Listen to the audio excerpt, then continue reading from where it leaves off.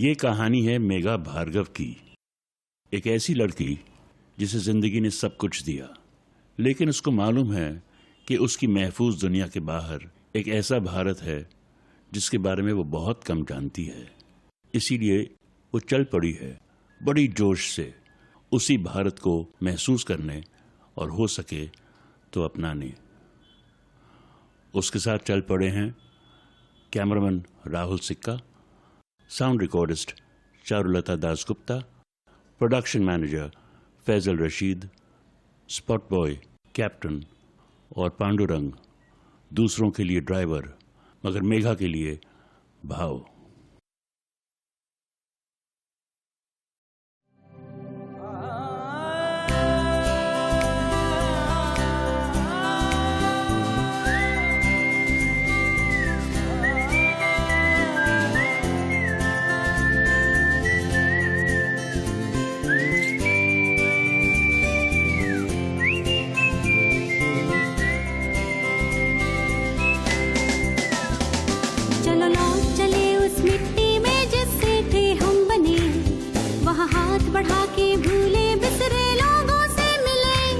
जहाँ किस्सा गाए गीत सुनाए हर जर्रा हमें, वहाँ छाँव मिलेगी, रीत मिलेगी, रंग मिलेंगे नए।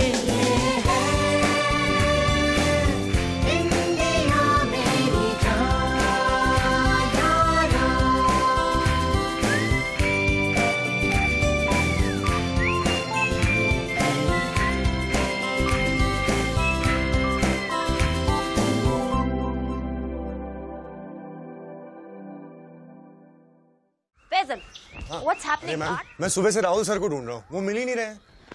मेघा, मैंने भी बहुत इंटरेस्टिंग लोग देखे हैं, हमें शूट करना चाहिए यार, और उनका डेरा पास में ही है। हम नीचे आ सकते हैं? आ सकते हो आप। मेरा नाम है बिशारत अली। बिशारत अली। जी जी, ये हमारा पूरा कबीला है। खाना बदोश बकरवाल। आप बड़ी खूबसूरत जगह पे रहते हैं बिशारत जी। बड़ी मुश्किल जिंदगी है हम लोगों की। क्या मुश्किल है आप लोगों को? अभी तो आप आई हो, हमारे मेहमान हो, पहले हमारे लोगों से, कबीले के लोगों से मिलिए और उनसे बात कीजिए, और बात करने के बाद फिर टाइम निकाल के पूरी तफसील से आपके साथ बातें की जाएंगी।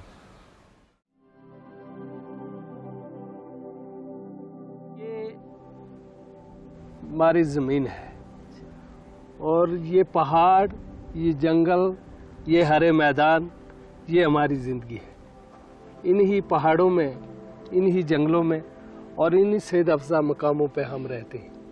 हमारी ज़िंदगी का सिलसिला जो है यूं ही इसी तरीके से चलता रहता है। जी। आपके जो लोग हैं और जैसे आप हैं, इसका इतिहास क्या है, आपकी तारीख? और हमारी तारीख जो है बहुत बड़ी लंबी कहानी है जी। बहुत से लोग जो है उनका ये मानना है कि हमारे लोग अफगानिस्तान से, वहाँ एक कंधार, जी कंधार एक सूबा है, वहाँ से हमारे जो लोग हैं वो मूव करके आज से 500 साल पहले यहाँ पे पत्थर की और घास की तलाश में माल मवेशी लेके यहाँ पे आए और फिर आस्ता आस्ता यहीं पे जंगलों में ये रहने लगे। बिशारत जी, आप बता रहे थे कि आपकी ज़िंदगी बहुत मुश्किल है यहाँ। हमारे लोगों ने बहुत बड़ी मुश्किलें देखी। जब हमारा कारवां जम्मू से अमालिया के इन पहाड़ों की तरफ रवाना होता है, एक तरफ ट्रैफिक, दूसरी तरफ फॉरेस्ट, और जो हमारी औरतें होती हैं, माएँ बहनें हैं, वो घोड़े को लाद के उसकी रस्सी हाथ में लिए हुए, बर्तन सिर पे उठाए हुए, बच्चा पीठ के पीछे बांध के चलती है। और इतना लंबा सफ़र तय करने के बाद इन हालात से गुजर के जब रात को वो किसी जगह पे क़याम करते हैं, बिल्कुल नंगे सिर होते, ऊपर से बारिश, ओले, तूफान, आंधी जब ये पड़ती है, इन हालात से फिर उस वक़्त मेरा खुदा जानता है कि उस मेरी माँ, बहन या हमारे सिर क्या गुजरती है। आप किसी मेरी माँ और बहन को मैं आपको दिखाऊंगा कि उनके जितने पूरे हाथ होते हैं वो खून की मेहंदी से रंगे हुए होते हैं। इतनी बड़ी मुश्किल हमारे लोगों के सिर होती है, हमारे पेशा में इतनी बड़ी मुश्किल और इतनी बड़ी दिक्कतें होती हैं। जी। फिर वहाँ से जब हमारा कारवां आगे बढ़ता है तो होते हुए पहाड़ों के ऊपर कभी कभार बर्फ पड़ती है, ओले पड़ते हैं, कई हजारों की तादाद में जो भेड़ बकरियां होती हैं, घोड़े होते हैं, ये मर जाते हैं वहाँ पर। और चलो बहरहाल जो था वो ठीक था, चल रहा था, हालात ठीक थे। जम्मू कश्मीर के पहाड़ों पर जाया करते थे हम लोग और वहाँ पे ये ताज़ा हवा, ये ज़मीन, आबशार, चश्मे, ये चीज़ें हमें देखने में नज़र आती थी। सेहत अच्छी रहती थी, दूध, घी, मक्खन वगैरह मिलता था। मगर 1990 में जब रियासत जम्मू कश्मीर में हालात ख़राब हुए, जी। यहाँ मिलिटेंसी की शुरुआत हुई।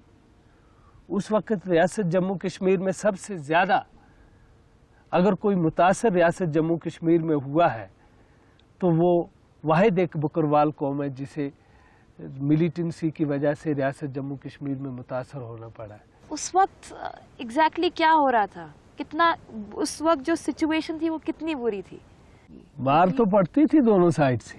क्या मतलब मार? मार ये है कि मेरे घर में, मैं जंगल में रह रहा हूँ जी, जंगल में रह रहा हूँ, अचानक वहां से उन लोगों का आना हुआ।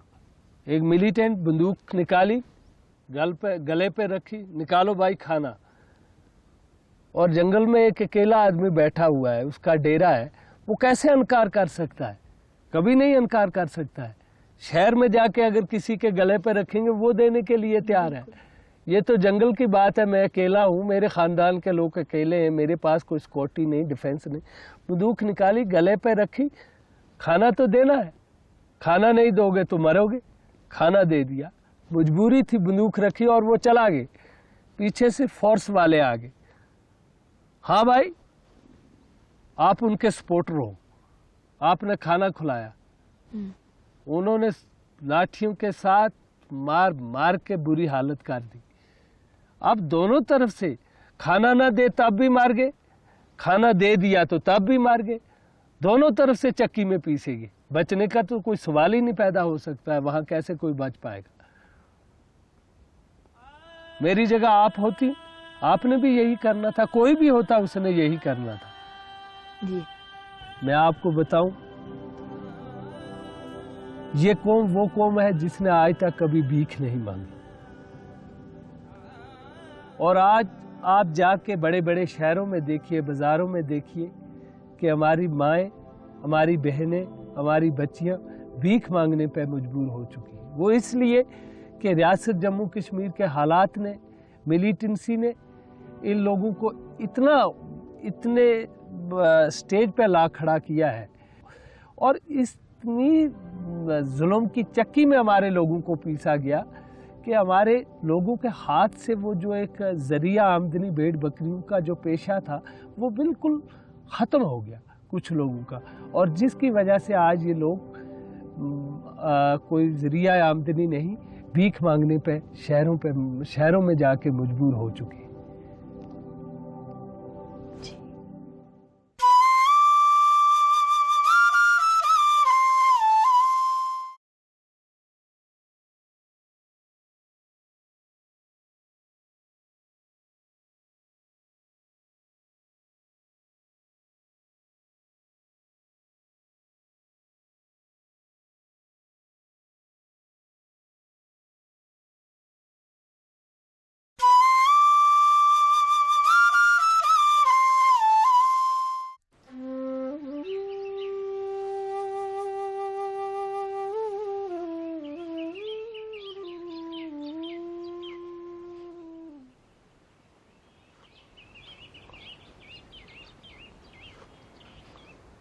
भारत के लोगों को और भारत जो आपको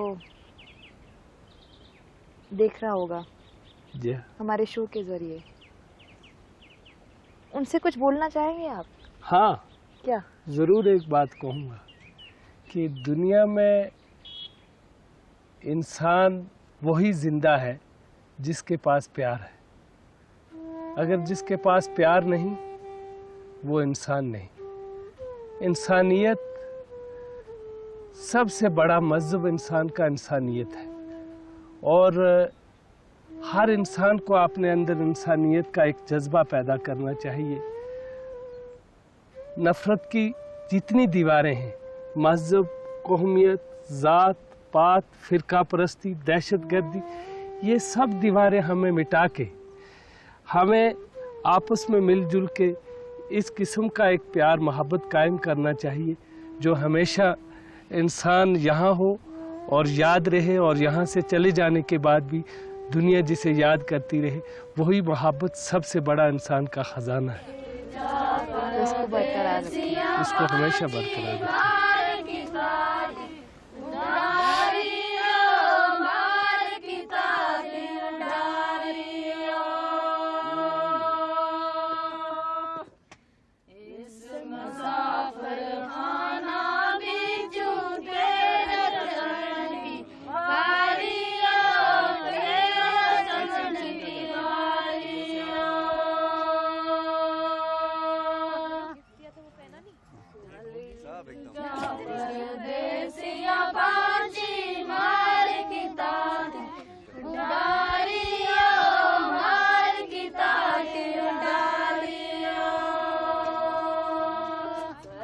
आप लोगों ने मुझे अपने जीवन का हिस्सा बनाया, उसके लिए शुक्रिया उन सबको।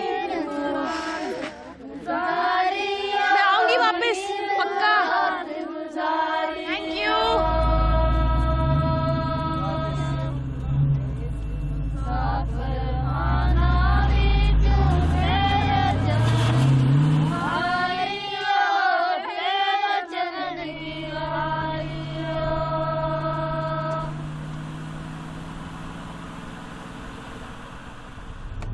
मुझे नहीं पता था अलविदा कहना इतना मुश्किल होगा, और वो भी 2 दिन की मुलाकात के बाद। जस्ट 2 days यार। हाँ मैम, मुझे तो ये लग रहा था कि मैं यहीं पे रुक जाऊं, लेकिन क्या करें, सफर है, आगे तो बढ़ना ही है। तुमने उनकी मुस्कुराहट के पीछे जो दर्द था वो देखा? जी मैम, मैं वही सोच रहा था। ऐसा नहीं है कि हम लोग इनके बारे में जानते नहीं हैं। हमने कश्मीर के बारे में पढ़ा भी है, न्यूज़ में देखा भी है, लेकिन जब इन लोगों से बात करी, इन लोगों से मिले, उस चीज़ का एक्सपीरियंस ही दूसरा था। या दैट्स राइट, बट उनकी आंखें जो रास्ता कहती है ना, वो पेपर में भी पढ़ने को नहीं मिलता फैजल। बिल्कुल। सीधे साधे आम इंसान जो आराम से अपनी जिंदगी बिताना चाहते हैं, पर वो भी पिस चुके हैं बंदूक, आर्मी, बॉम्ब के बीच में। And for no fault of theirs, yeah. Not at all.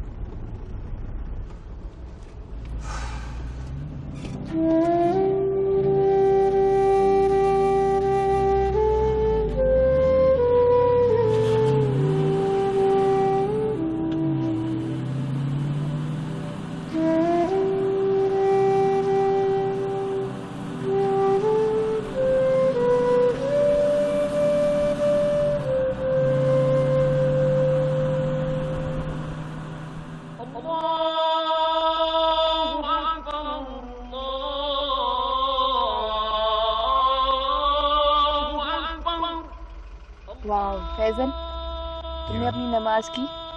करते हो तुम नमाज? मैम, जब से बॉम्बे आया हूँ तब से छूट सा गया है, लेकिन जब भी घर वापस जाता हूँ तब करता हूँ। ये क्या बात हुई? तुम जगह के हिसाब से करते हो?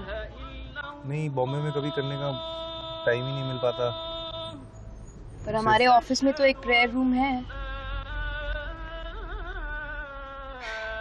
क्या मांग रहा होगा ये? क्या दुआ कर रहा होगा? कितना सुकून है। I can watch him. I can just keep watching him.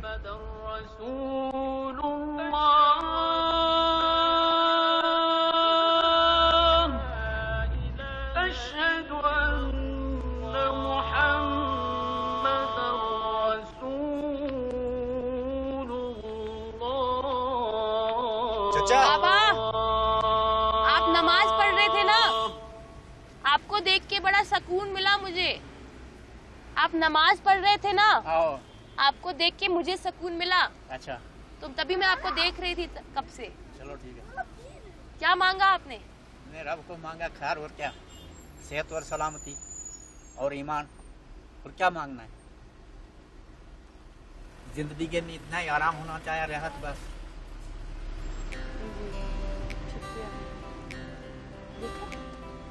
What else? Actually, what else can you ask? What else?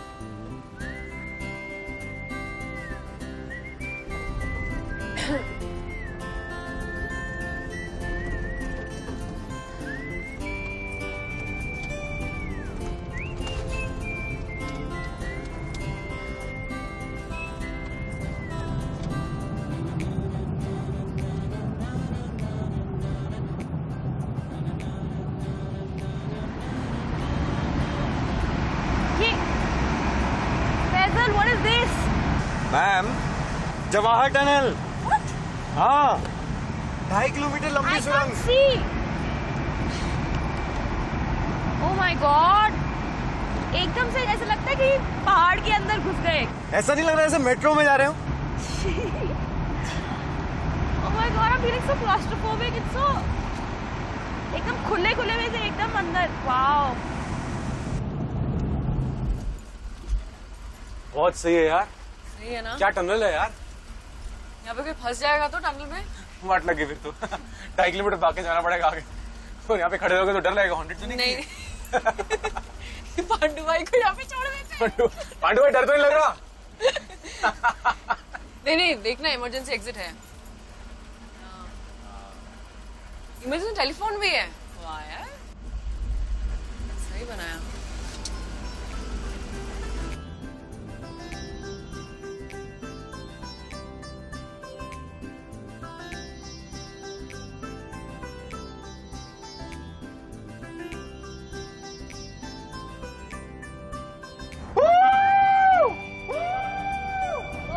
वो पीछे से भी आवाज आया। Honk! I want you to honk.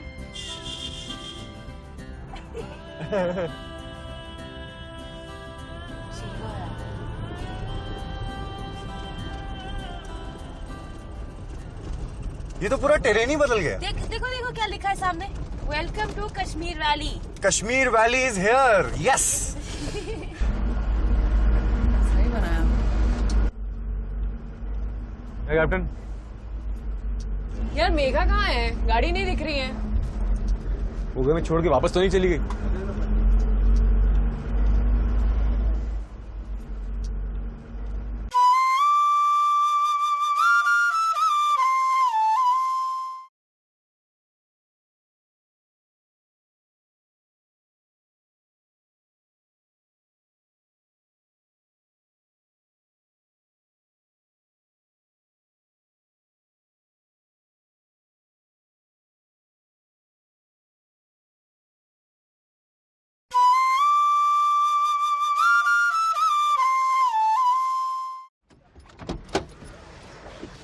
Wow.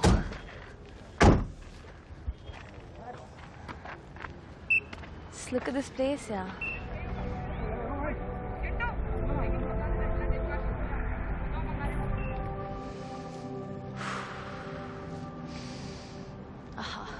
गर फिरदौस बरुए जमीन अस्त, हमी हस्तो हमी हस्तो हमी हस्तो। अगर जमीन पे कहीं जन्नत है तो यही है, यही है, यही है।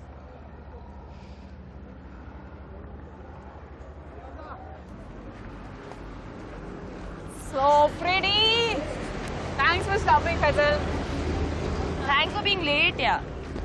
क्या हो गया था भाऊ?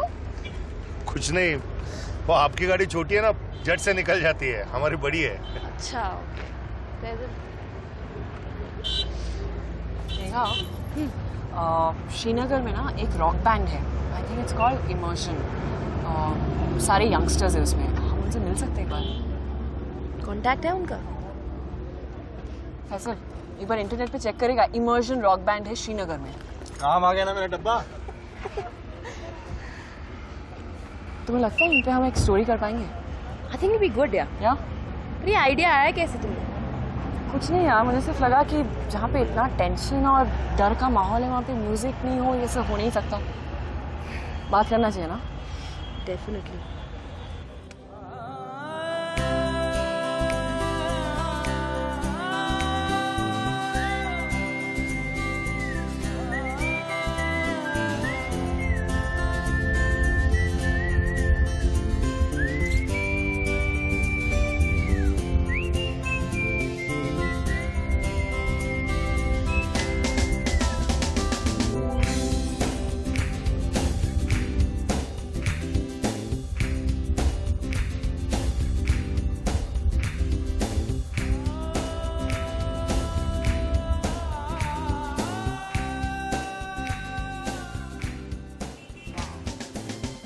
श्रीनगर आ गया मैम, कितना खूबसूरत लग रहा है ये।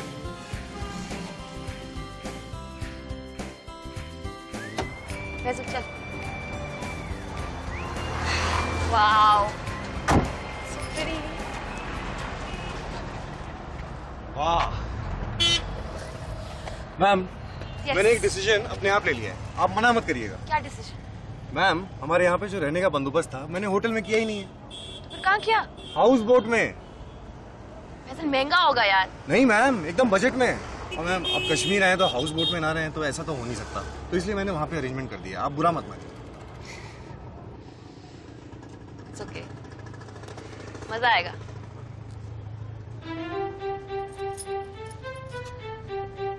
वाह, so pretty।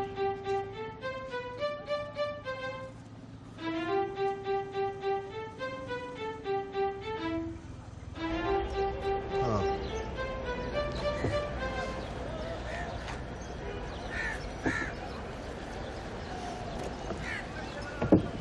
अरे भाऊ और कैप्टन कहाँ है? अरे वो लगेज लेने गए ना, आते होंगे। आइए। Thank you.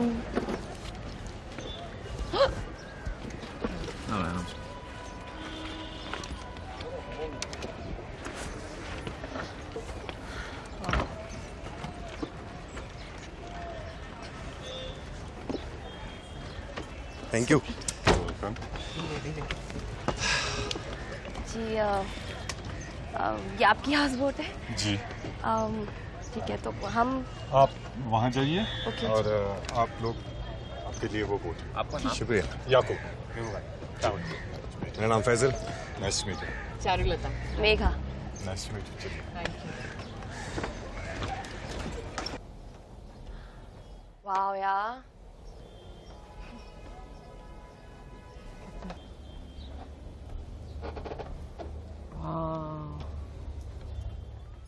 hey, so Damn, now lovely। we have to thank Faisal again.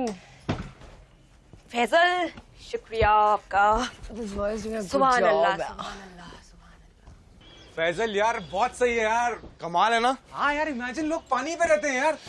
Well done यार, well done. Thank you, thank you, thank you. लेकिन यार एक दिक्कत हो गई है, उनकी हाउस बोट ना हमारी हाउस बोट से बेटर है। क्या बात कर रहा है? हाँ। उन्हें पता है क्या? पता ना। ओके। पानी के अंदर घर, मजा आएगा पांडु।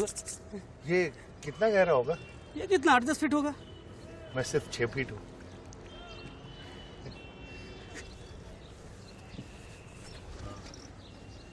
धीरे धीरे धीरे।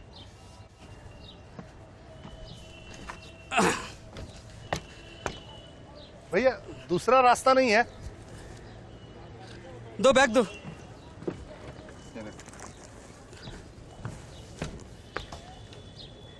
वो हिलता है। अरे पांडु दाओ। रुक रुक, मैं आता हूँ। क्या हुआ? मैं आता हूँ। अरे आओ। अरे आता हूँ। अरे सोच क्या रहे हो? क्या हुआ, डर गए थे क्या? नहीं। तैरना नहीं आता? नहीं। सच बताऊं? हाँ? यहाँ 8-10 फीट नहीं, 60-70 फीट पानी है। क्या? आ जाओ।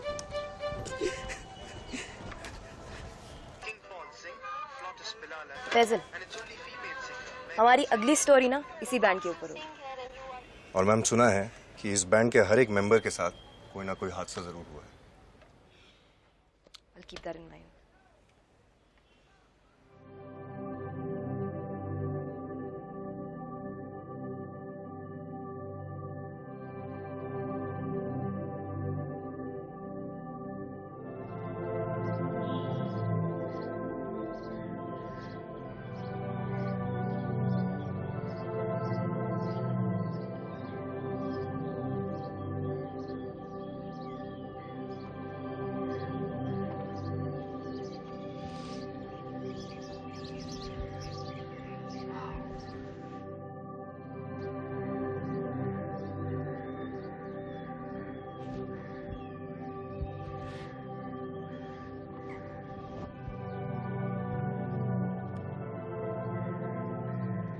मॉर्निंग। Good morning. ये जवाहर नगर कहाँ पड़ता है याकूब जी? जवाहर नगर आपको, आप जब पार जाएंगी तो सीधे आप जाइए, राइट हैंड साइड के डायरेक्शन में डलगेट आएगा, उसके बाद TRC आएगा, फिर पुल आएगा, आप पुल क्रॉस कर लीजिए तो आप जवाहर नगर पहुंच गए। तो सीधा रास्ता है जी। वहाँ एक रॉक बैंड है इमर्जन्स, उनसे मिलना है। आप जानते हो उन्हें? जी नहीं। नहीं। चक्कर है? सेपरेट।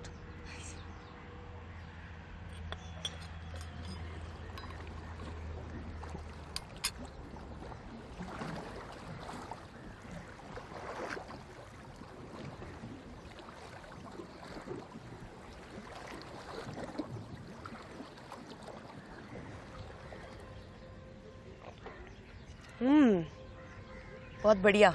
Thank you. आपने बनाई? जी नहीं, मेरी मिसेस ने बनाई है। आप लोग यहीं रहते हैं? जी, हमारा घर यहीं है। उनसे मिल सकती हूँ मैं? बिल्कुल मिल सकती है। Thank you. Welcome.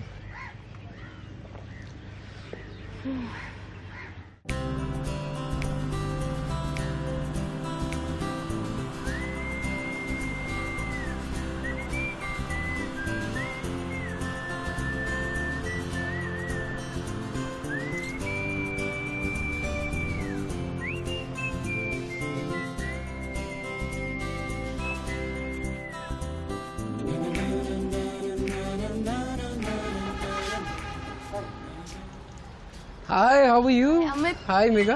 Megha, yeah, Yeah. we spoke on the phone. Yeah, we spoke on the phone. Hello, hi. How are you? Amit. Please Hi. come in. Rahul. Hi, Rahul, Amit. Hi, Faisal. Hi, Faisal, Amit. So I was thinking that you may not be able to locate the whole. नहीं वो हो गया था हमारे पास GPS से। अच्छा, तो हो गया था, चलिए, that's good. आइए, come. My parents are also sitting here. Let's. Wow, nice to meet you. Nice to meet you. Nice to meet you, my mom. Rajni. Great pleasure meeting Why don't you you over sit here in along with Kashmir. them? हाँ जी। बहुत अच्छा लग रहा है। कैसा लग रहा है आपको कश्मीर? बहुत अच्छा। बहुत nice. अच्छा। यहाँ के लोग ज्यादा अच्छे लग रहे हैं। Oh, there's absolutely no doubt. उसमें तो क्या, यहाँ की hospitality throughout world मशहूर है। Actually, I'm so You guys glad sit, कि you guys sit and we can- sorry. Why don't you sit? Please. I'm so glad, sir and ma'am कि मैं एक musician के parents से मिल रही हूँ। Oh, great of us also that we are the parents of musician. Oh, that's lovely. Actually, मैं वही पूछना चाहती थी आपसे कि अमित ने he's a doctor जी। और उसके बाद जो transition music में लिया इन्होंने, he's decided कि एक band शुरू करेंगे। तो आपको क्या लगा इनके इस डिसीजन सुन के? देखिए, क्योंकि डिसीजन तो ऐसा है कि कुछ सर्कमस्टांसेस बन जाते हैं। Basically he had passion for being an MBBS doctor. जी। सो उस वक्त ये यहाँ पे इन्होंने MBBS शुरू किया। जी। उसके बाद जो भी इवेंट्स होते रहे उन दिनों, they were so sometimes horrifying, sometimes experience, कुछ ऐसा लग रहा था। और उन एक्सपीरियंस की वजह से इनको ऐसा लगा कि मेडिकल एंड जो यहाँ पे लोगों में इतना टेंशन, इतना कुछ इनसिक्योरिटी सी लग रही है, उसको कैसे दूर किया जाए। बट हाँ, चाहत तो हमारी ज़रूर थी क्योंकि डॉक्टर हैं, इस प्रोफेशन में है, मगर इन्होंने उसको भी नहीं छोड़ा। He went into a social segment because मेरे डैडी जो थे उनका प्रभाव भी इन पर बहुत ज़्यादा था। He has been a social activist, he has been a human right activist थे वो, और उसकी वजह से भी एक जो इन पे उनका असर रहा, वो असर भी इस पे फिर He has been an inspiration always, my grandfather. तो मैं जानना चाहती हूँ कि अमित का चाइल्डहुड कैसा रहा? चाइल्डहुड तो बहुत मतलब ठीक था। 90 तक तो normally there was nothing, he was in the school. उसके बाद he was around in 6th 7th class. 90 में जब ये सिचुएशन हुई तो probably my father, who ultimately decided not to leave Kashmir, and made it a point that in our society, in our family, वहाँ पे एक ऐसी स्ट्रेंथ उन्होंने दे दी जिसकी वजह से जो भी हालात बाहर थे, हालात बहुत ख़राब थे। रास्ते में किलिंग होती थी बहुत बार, हम बाल बच्चे हर हफ्ते, हर 2 हफ्ते के बाद क्रैकडाउन्स हुआ करते थे। उसका भी जो इम्पैक्ट जो ये देख रहे हैं आज, वो भी आप समझ लीजिए कि कहीं न कहीं दिमाग में उसका इम्पैक्ट रहा है।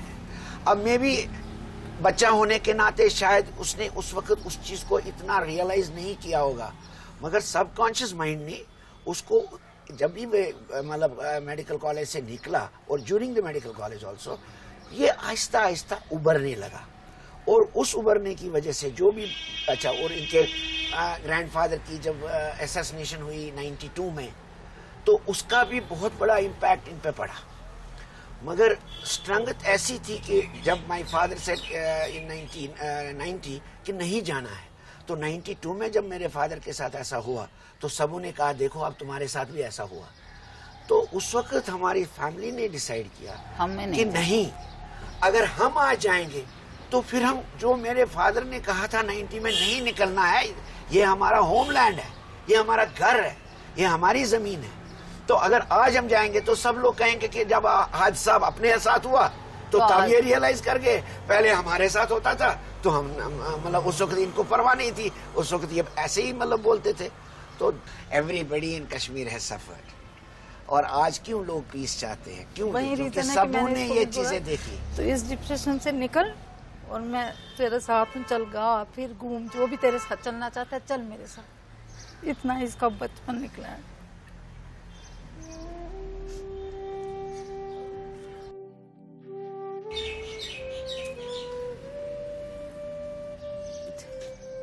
जिंदगी इसी का नाम है।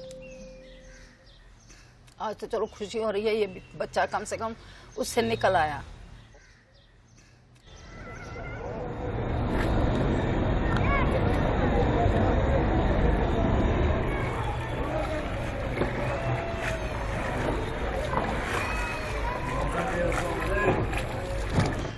ये मैं आपको अपना वो किचन दिखाता हूँ जहाँ हम कुकिंग करते हैं। जी याकूब जी, लकड़ी क्या? ये लकड़ी होती है बॉयलर के लिए। अच्छा। ये हम मॉर्निंग में इसमें डालते हैं पानी गर्म करने के लिए। अच्छा। जी। इलेक्ट्रिक गीजर नहीं यूज करते आप? जी नहीं, वो सेफ नहीं है। तो हम ओल्ड मेथड से ही जाते हैं, जो पुराने तरीके हैं, आजमाए हुए नुस्खे। तो इसलिए हम वुड ही प्रेफर करते हैं। आपकी फैमिली सारी यहाँ रहती है? जी, हमारी फैमिली यहाँ रहती है और वो हमारा किचन है। वहाँ से सारे पकवान बन के आते हैं हमारे लिए? जी हाँ, आपके लिए वहीं से सारे पकवान बन के आते हैं। ओह, और कौन बनाता है? ये पूरा फैमिली इसमें इन्वॉल्व है। मोस्टली हमारी जो औरतें हैं वो किचन का काम करती है और जो मैन होते हैं वो सर्व करते हैं। और जी, तो मेहमान नवाजी में पूरा फैमिली का योगदान होता है। बिल्कुल जी, बिल्कुल। आपकी किचन देख सकते हैं? जी बिल्कुल, ये आइए आप यहाँ से। ये हमारा छोटा सा किचन है, यहाँ से ये अच्छे अच्छे पकवान बन के आते हैं। ओह, सब नीचे? जी बिल्कुल, ग्राउंड लेवल। वाओ, कितना क्लीन, सो नाइस। आप रहते कहाँ पे हैं? हम रहते हैं, जो बोट आप जिसमें आप रहते हैं उसके पीछे जो ये वाला बोट है। अच्छा। इसमें हम रहते हैं। आइए। और ये है जहाँ हम सोते हैं, मी एंड माय फैमिली। अच्छा जी, वो यही बोल रहे थे, ये बोट है। हम जा सकते हैं अंदर? हाँ जी, शौक से।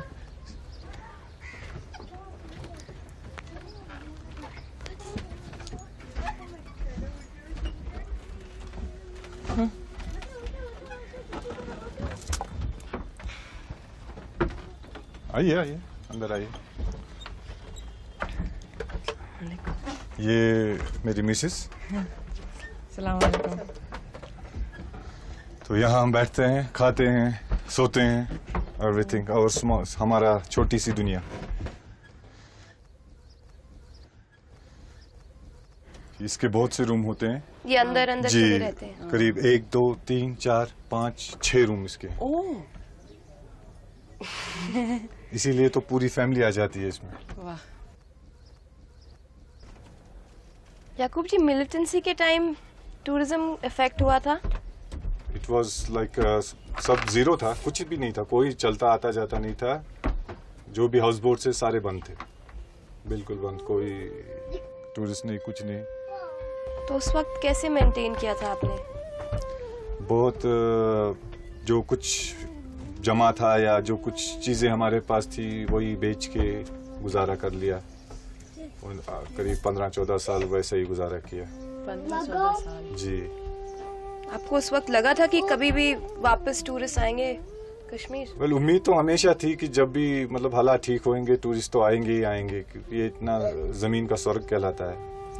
यूं ही नहीं कहलाता है लोगों से नहीं, लेकिन इसकी जगह भी इतनी अच्छी अच्छी जगहें हैं। तो उम्मीद तो थी, लेकिन पता नहीं था कब और कब तक ये खिंचेगा। लेकिन पिछले 3-4 साल से चीजें बड़े आराम से मतलब वापस आ रही है, return to normal you can से।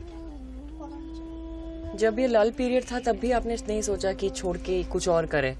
हम और कुछ कर ही नहीं सकते, क्योंकि हम ग्रोथ इसी में हुए हैं, हम बड़े इसी में हुए हैं। This is the only thing we know, that's the tourist business. Rest मेरे को कुछ आएगा ही नहीं तो करूंगा क्या?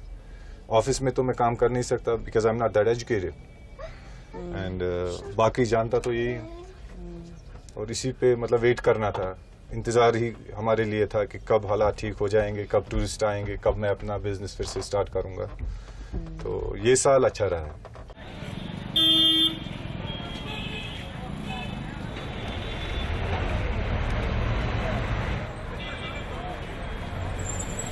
ये बैंड शुरू करने का आइडिया कैसे आया? तो बैंड को बेसिकली मैंने स्टार्ट किया, पहले तो एक दिन फ्रेशर्स पार्टी हुआ, जब नया नया मेडिकल कॉलेज में एडमिशन हुआ तो फ्रेशर्स पार्टी हुआ।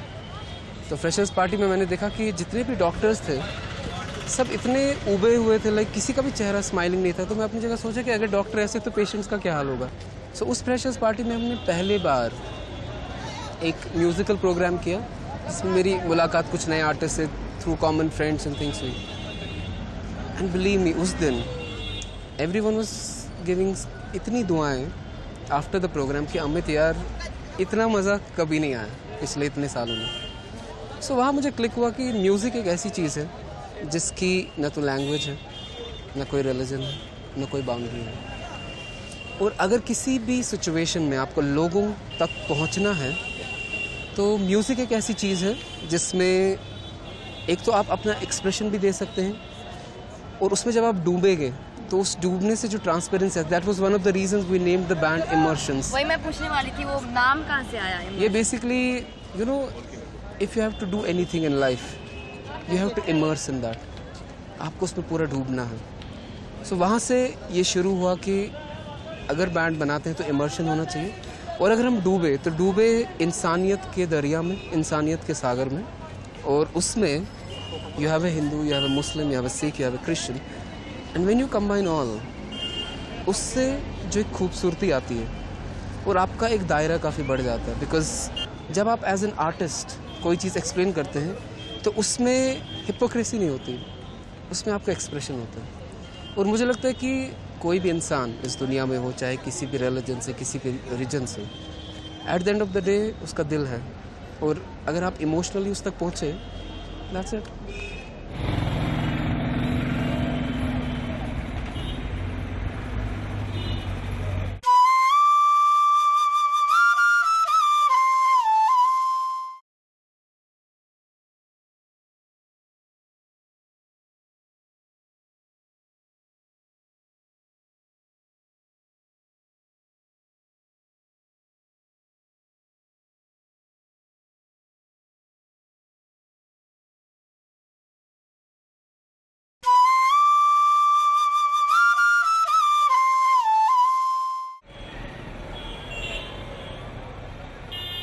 जो मैं पूछ रही हूँ कि जो बहुत गंभीर मसले हैं देश के, कश्मीर के और पूरी दुनिया के, क्या वो म्यूजिक से हल हो जाएंगे?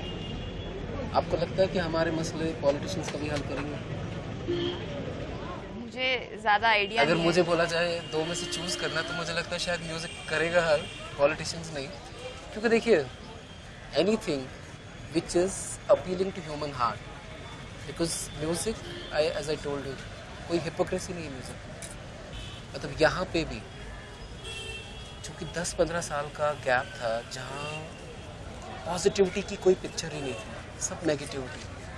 उस नेगेटिविटी को आपको कुछ रंगों से तो भरना है पहले। मतलब आप ओवरनाइट एक्सपेक्ट करेंगे कुछ होगा, वो नहीं होगा। मतलब मैं आपको बताऊं कि जब हम कॉलेजेस में, यहाँ कॉलेजेस में कभी म्यूज़िक प्रोग्राम ही नहीं होता था, तो जब हमने शुरू किया medical college, engineering college, graduation colleges, तो आप देखेंगे कि ऑन द ग्राउंड पहले रेजिस्टेंस होती थी, फिर Aahista Aahista people started having changes. So I think it can bring a change.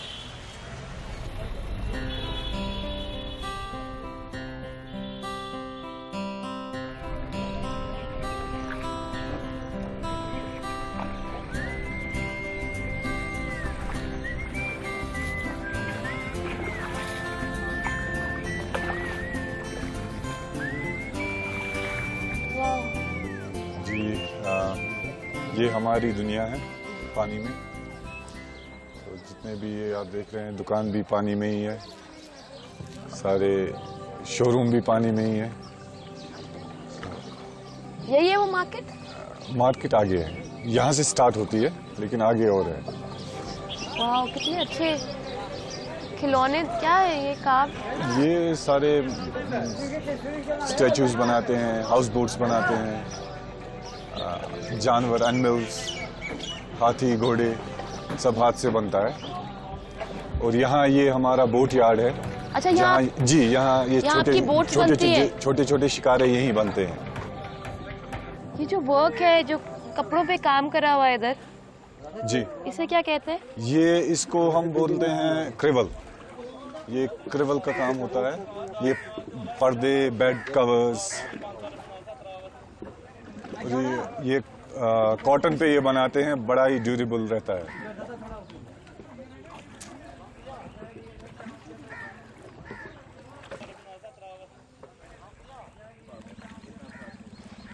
ये हमारा वेजिटेशन का है, जहां हम सब्जियां उगाते हैं जमीन पे.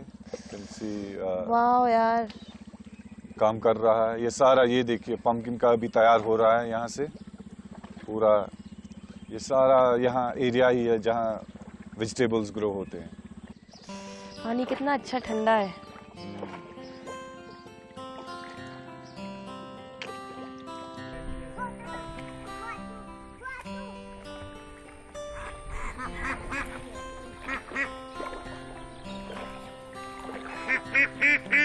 क्या स्टेटस है यहाँ औरतों का कश्मीर में? कुलमाता. कुलमाता मतलब? कुलमाता समझते हो? Head of the department. Final decision होगा वो हेड ऑफ द डिपार्टमेंट माताश्री का ही होता है. अच्छा, तो आपकी जो मदर है अभी जी, तो आपके फादर जो कुछ भी कहें पर लास्ट कॉल उनका ही होता है? Oh yes.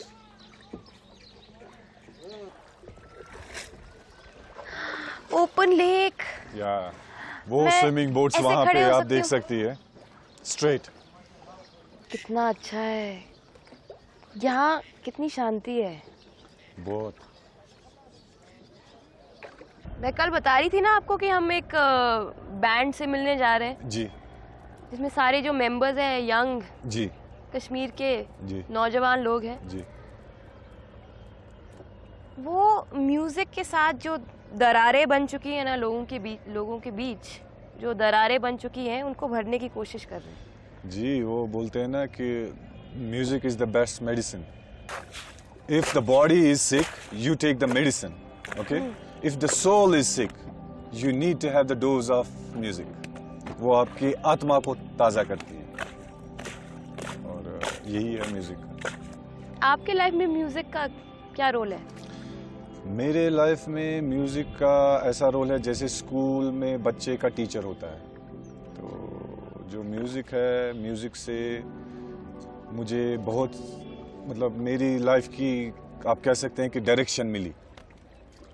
अच्छा. When I was feeling, जब मैं बहुत ही अलोन महसूस करता था, मतलब बहुत ही अकेला, तो only friend which I find was music, और जिसने हमेशा मेरा साथ दिया. और मेरा चाहे कुछ भी कैसा भी क्या हो सिचुएशन, म्यूजिक से मुझे हमेशा राहत ही मिली.